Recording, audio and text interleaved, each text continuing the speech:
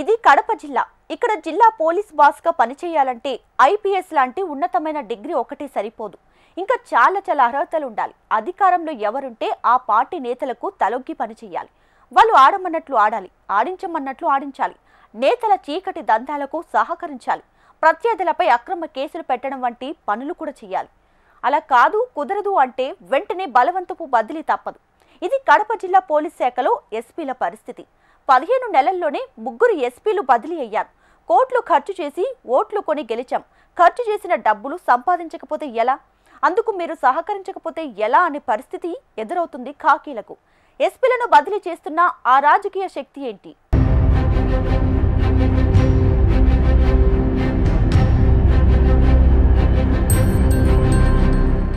ఏపీలో కూటమి ప్రభుత్వం ఏర్పడి 15 నెలలు కాలేదు. కానీ కడప జిల్లాలో 3 ఎస్పీలు మారిపోయారు. ఎన్నికల సమయంలో ఉన్న సిద్ధార్థ్ కౌశల్, తర్వాత వచ్చిన హర్షవర్ధన్ రాజు, ఇప్పుడు ఈజీ అశోక్ కుమార్. ఈ 3 ప్రస్తుత ప్రభుత్వ హయాంలోనే బదిలీ అయ్యారు. సిద్ధార్థ్ కౌశల్ తప్పితే మిగతా 2 బదిలీకి గల కారణాలు తెలియలేదు. కనీసం జిల్లాపైన అవగాహన తెచ్చుకునేలోపే వారిని పంపిస్తున్నారనే ఆవేదన, అసహనం పోలీస్ వర్గాల నుంచి వ్యక్తమవుతుంది. అసలే ఫ్యాక్షన్ చరిత్ర కలిగిన జిల్లా, ఆపై మాజీ ముఖ్యమంత్రి జగన్మోహన్ రెడ్డి సొంత జిల్లా. అందుకేనేమో కూటమి ప్రభుత్వం వచ్చాక ఇక్కడ పనిచేయటానికి ఎవరూ ఆసక్తి చూపడం లేదనే వాదనలు ఉన్నాయి. అయినా ప్రభుత్వ బదిలీలో భాగంగా ఇక్కడ అయిష్టంగానైనా పనిచేయాల్సిందే.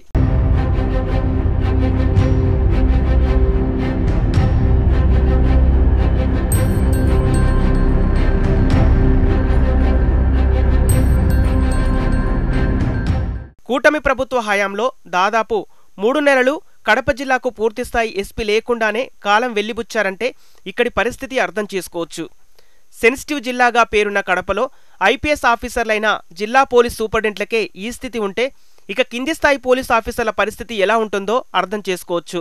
ప్రతి విషయంలో నాయకుల జోక్యం, ఎస్పీ స్థాయి అధికారులపై ఒత్తిడి ఉంటే వారు ఏ విధంగా విధులు నిర్వర్తించాలో అర్థం కాని పరిస్థితి. 10 నెలల క్రితం ఇక్కడ పనిచేసిన ఐపీఎస్ ఆఫీసర్ హర్షవర్ధన్ రాజును వైసీపీ సోషల్ మీడియా కార్యకర్త విషయంలో అశ్రద్ధ వహించారనే కారణంతో బదిలీ చేశారు. పోస్టింగ్ లేకుండానే డీజీపీ ఆఫీసులో రిపోర్ట్ చేయించారు. కానీ ఆయన బదిలీ వెనుక అధికార పార్టీ నేతలతో పాటు రేంజ్ స్థాయి అధికారి పాత్ర బలంగా ఉందనే విమర్శలు అప్పట్లో హల్చల్ చేశాయి. ఆ తర్వాత దాదాపు 3 నెలల పాటు అన్నమయ్య జిల్లా ఎస్పీ విద్యాసాగర్ నాయుడు ఇన్ఛార్జి ఎస్పీగా విధులు నిర్వర్తించారు. అప్పట్లో పూర్తిస్థాయి జిల్లా ఎస్పీ లేకుండానే పోలీస్ వ్యవస్థ నడిచిన సమయంలో కోడిపందాలు, పేకాట తదితర అసాంఘిక కార్యకలాపాలు జోరుగా సాగాయనే మాట మాత్రం వాస్తవం. ఆ సమయంలో కొంతమంది ఎస్ఐలు, ఇన్స్పెక్టర్లు, డీఎస్పీలు ఇష్టారాజ్యంగా వ్యవహరించడం వివాదాస్పదమైంది. ఆ 3 నెలల కాలంలోనే అసాంఘిక శక్తులు విచ్చలవిడిగా రెచ్చిపోయారట.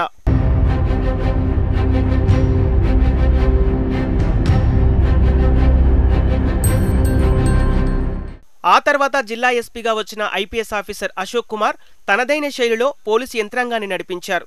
ఇది చాలామంది నేతలకు మింగుడు పడలేదు. ప్రధానంగా ఎమ్మెల్యేలు, ఇన్ఛార్జీలు చెప్పినట్టు చేయలేదనే కారణంతో అశోక్ కుమార్ను కూడా బదిలీ చేయించారనే వాదనలు ఉన్నాయి.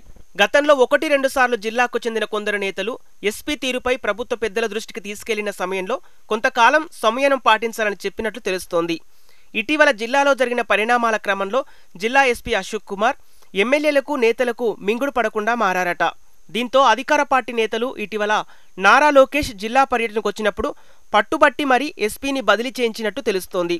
తమను గతంలో ఇబ్బందులు పెట్టిన వైసీపీ నేతలపై చర్యలు తీసుకోవటం లేదని, పోలీసుల బదిలీలకు సంబంధించి తాము చెప్పిన వారికి పోస్టింగ్లు ఇవ్వలేదని, ఇలా ఏవేవో కారణాలు చెప్పి ఎస్పీపై ఫిర్యాదు చేశారట. ఆ సమయంలో లోకేష్ కూడా ఎస్పీపై ఫిర్యాదు చేసిన నేతలకు క్లాస్ స్పీకర్ అట. క్లబ్బులు, పేకాటలు, అసాంఘిక కార్యకలాపాలతో చెడ్డ పేరు తెచ్చుకుంటున్నారని, అదుపులో ఉండాలని చెప్పినట్లు తెలుస్తోంది. అయితే ఎస్పీ బదిలీ విషయం సీఎం దృష్టికి తీసుకెళ్తానని కూడా చెప్పినట్లు సమాచారం. ఈ నేపథ్యంలో 2 రోజుల క్రితం ఎస్పీని డీజీపీ ఆఫీసులో రిపోర్ట్ చేయమని ఉత్తర్వులు వచ్చాయి. దీంతో ప్రభుత్వ అధినేతలు చెప్పేదొకటి, చేసేది మరొకటి అనేది తేటతెల్లమవుతోంది.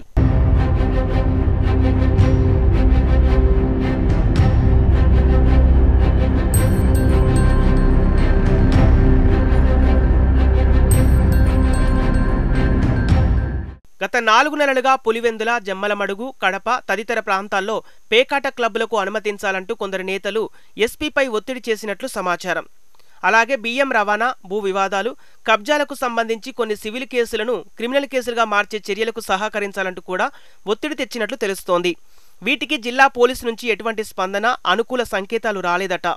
దీంతో ఆయా నేతలంతా ఎస్పీని తీవ్రంగా వ్యతిరేకించారట.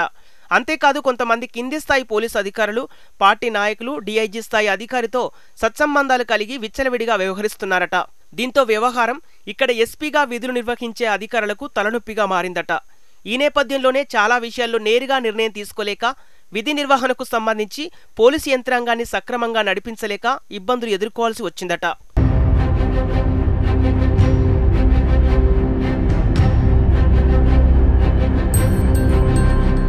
గత వైసీపీ ప్రభుత్వ హయాంలో ఐపీఎస్ ఆఫీసర్ అంబురాజన్ జిల్లాలో 4 ఏళ్లకు పైగా పనిచేస్తే ఈ ప్రభుత్వం వచ్చిన 15 నెలల్లోనే 3 ఐపీఎస్ ఆఫీసర్లు మారటం చర్చనీయాంశంగా మారింది. ఎన్నికల్లో కోట్ల రూపాయలు ఖర్చు పెట్టి అధికారంలోకి వస్తే తిరిగి సంపాదించుకోవటానికి ఆదాయ మార్గాలు లేకుండా పోయాయంటూ కొంతమంది నాయకులు తమ సన్నిహితుల వద్ద వాపోతున్నారట. పెద్దగా చెప్పుకునే కాంట్రాక్టు పనులు లేవు, రియల్ ఎస్టేట్ వ్యాపారాలు పడిపోయాయి, ఆదాయమేమో కనిపించడం లేదు, ఖర్చులేమో పెరిగిపోయాయి. ఈ పరిస్థితుల్లో అత్యవసర ఆదాయం తీసుకొచ్చే పేకాట క్లబ్బులు అన్నా నడిపించుకోకపోతే ఎలా అని ప్రశ్నిస్తున్నారట. ఈ ఉద్దేశంతోనే జిల్లాలోని 3 నియోజకవర్గాలకు సంబంధించి నాయకులు ప్రభుత్వ అధినేత వద్ద తీవ్రంగా ఒత్తిడి తెచ్చి బదిలీ చేయించారనే విమర్శలు ఉన్నాయి. కాగా ప్రభుత్వ పెద్దలు కూడా ఈ జిల్లా నాయకులకు చెక్ పెట్టే క్రమంలో కీలెరిగి వాత పెట్టాలి అన్నట్టు కడపకు యువ ఐపీఎస్ ఆఫీసర్ నచికేత విశ్వనాథ్ను నియమించారు. ఈయనకు జిల్లా ఎస్పీగా ఇదే మొదటి పోస్టింగ్ కావటం గమనార్హం. ముఖ్యమంత్రి సెక్యూరిటీ విభాగంలో పనిచేసిన ఈ ఐపీఎస్ ఆఫీసర్ కడప జిల్లా ఎస్పీగా ఎంతవరకు సక్సెస్ అవుతారో వేచి చూడాలి.